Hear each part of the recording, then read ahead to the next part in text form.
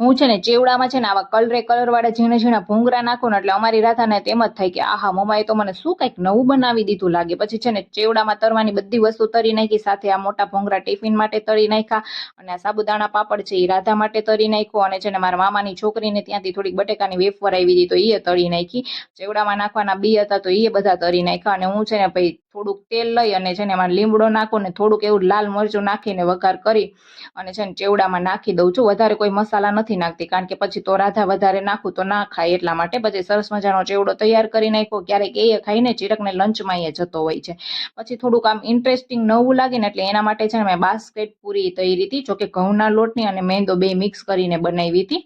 અને આમે બહારનું તો ખાઈએ છે, પણ ઘરનું ખાય તો વધારે સારું. પછી આ બધું તરીને છે ને મને થવા ગળે સુધી તેલ આવી ગયું હતું, એટલે મેં પેલા છે ને મારા માટે સરસ મજાની તકમરિયા નાખીને સિકંજી બનાવી હતી, કેમ કે બધા એમ કહેતા હોય કે ઉનાળામાં તકમરિયા બહુ સારા એમ. અને છે ને આજે તો અચાનકથી ચિરાગ મારા માટે આવી સરપ્રાઈઝ લઈ આવ્યા હતા ને, સિરિયસલી પીઝા બર્ગર મારું એટલું ફેવરિટ છે ને કે વાત જ પૂછો માં એમ. અને ચિરાગ મારા માટે આ લઈ આવ્યા હતા. ભાઈ મને તો બહુ મજા આવી ગઈ હતી.